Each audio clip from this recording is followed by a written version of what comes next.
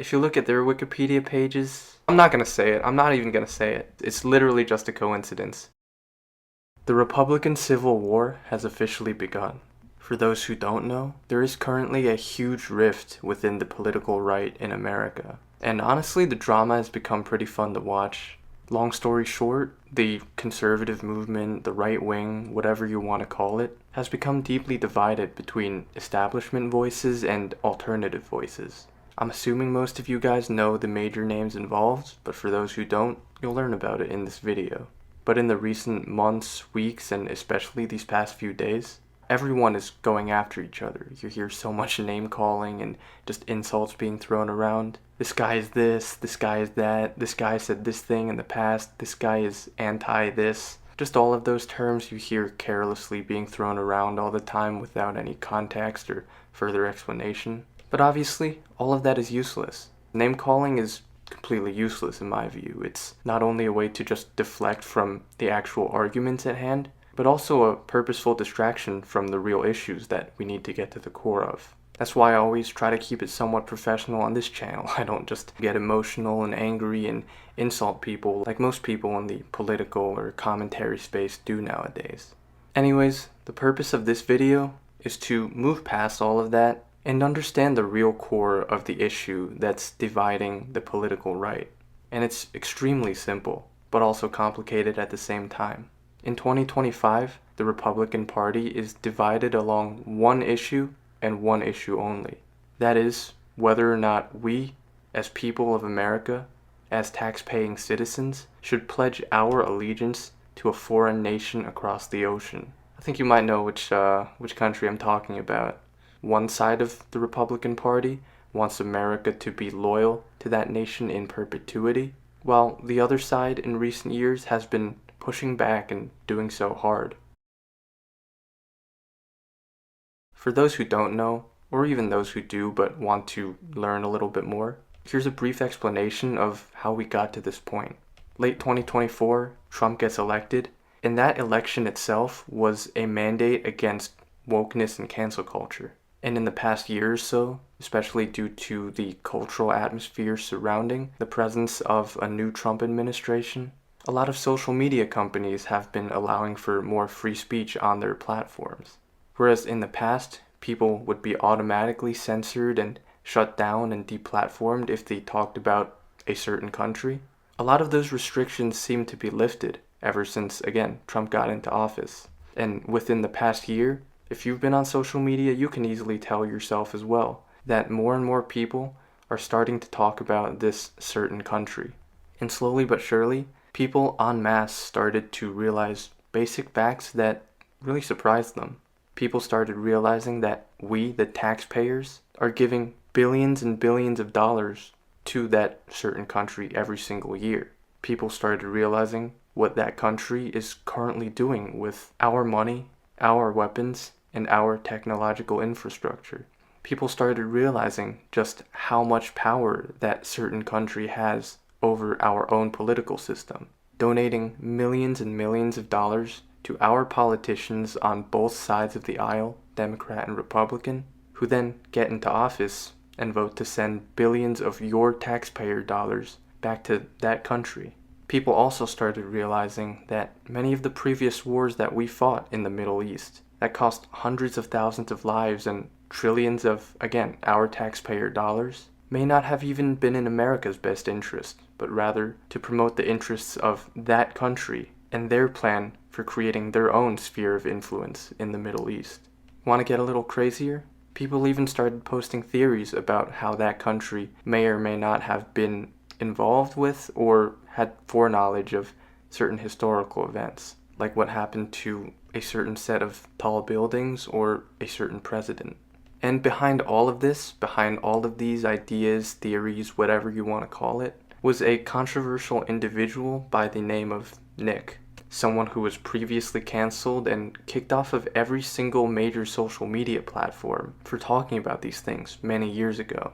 Someone who the entire media ecosystem, and even the Republican Party itself, tried to cancel and delegitimize for years.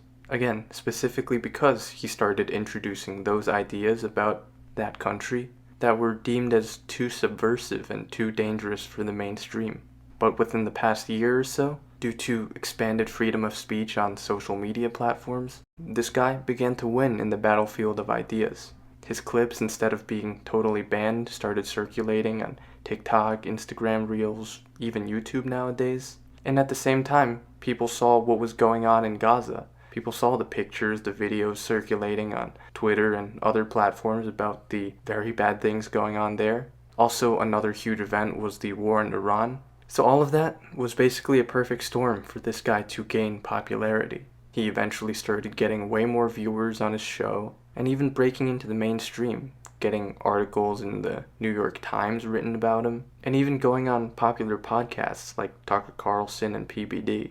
And that's why now the Republican establishment is essentially trying to put him back in the closet, trying to get this guy to shut up, because he's a real threat to their agenda, namely a Zionist agenda that serves to promote the interests of that certain country.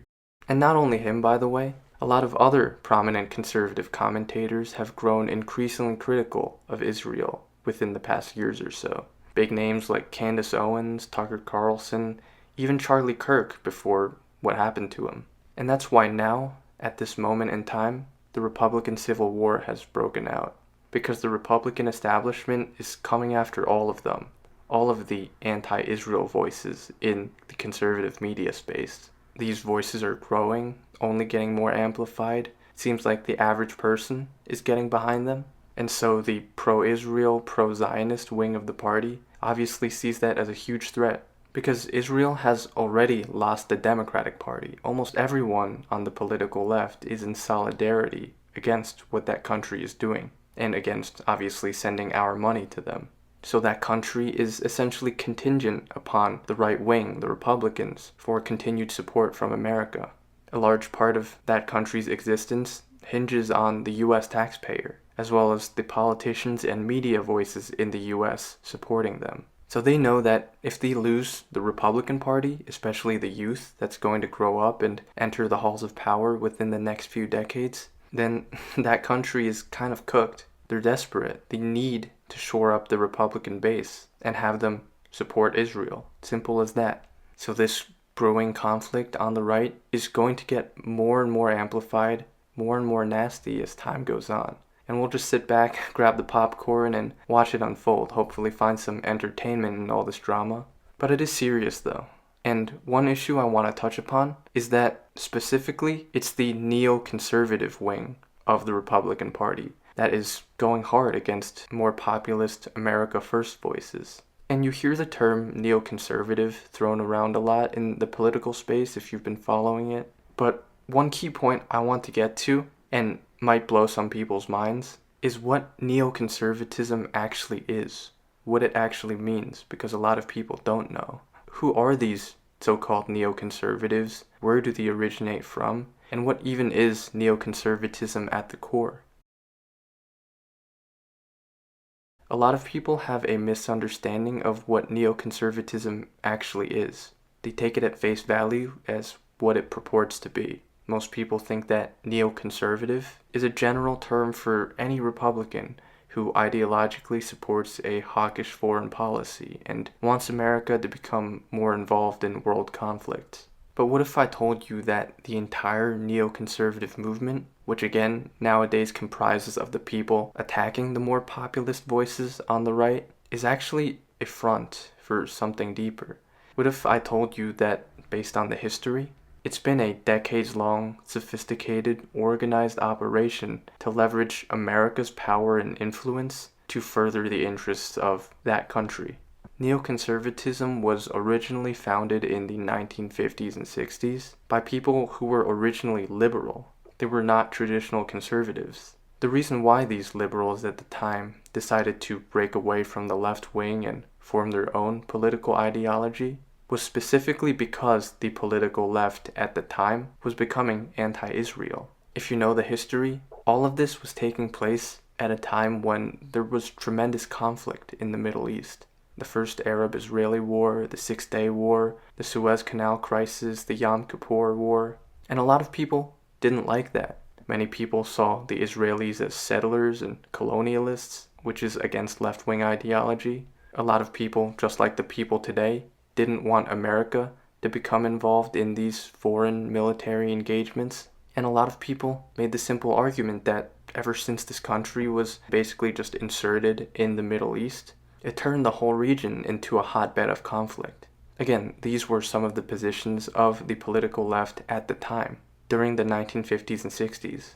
And those pro-Israel liberals decided that they needed to leave the left for good and create their own dogma, which ended up being neoconservatism. These early neocons felt that the political left was an existential threat to the existence of the State of Israel, because it seemed like if America didn't intervene in a serious way, then that country might have a hard time even existing in a region where it's faced against all its enemies. These neoconservatives were standing on business. They were serious about this shit because they saw it as a struggle for their own existence, well, for the existence of Israel. So it only makes sense that their strategic objective from the very beginning was to secure the state of Israel and its prosperity and safety, and the only way to do that was to either convince or coerce the US government as well as the American public that they were our greatest ally, that these Muslim countries in the Middle East that were their enemies were somehow also our enemies, and that we needed to supply them with the military technology and other subsidies in order to protect our greatest ally. So the moral of the story is that at the core, neoconservatism isn't just the broad general idea that America should be involved in all foreign interventions. At least it didn't start that way.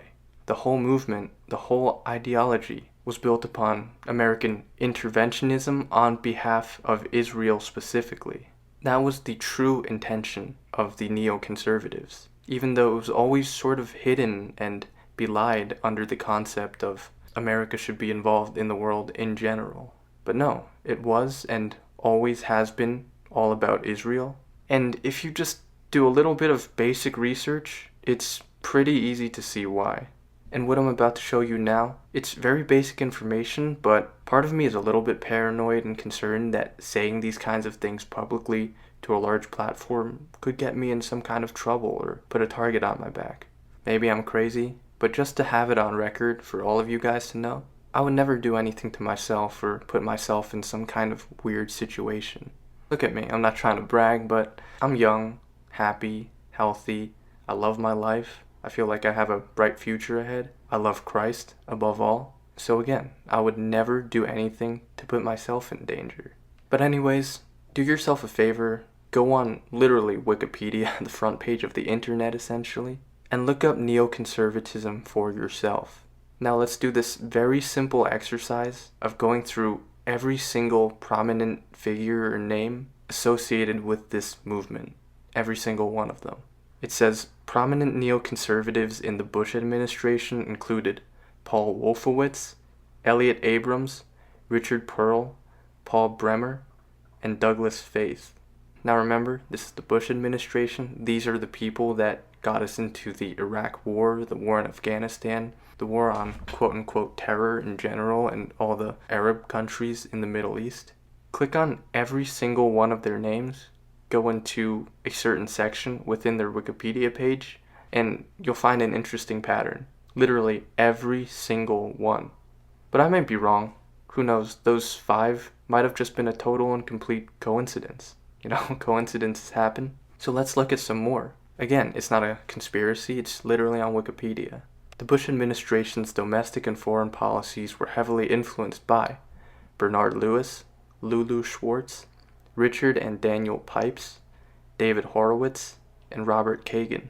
Now, in case you were wondering what happens when you click on every single one of their names and scroll to a certain section on their Wikipedia page, you'll also find that, in case you were wondering, yes, they are. But you know what? How about that's all just a coincidence? We're just crazy coincidence theorists, right? Let's go back in time and look at the very people who helped popularize this ideology in the first place, who actually made it gain traction as a larger movement in the United States.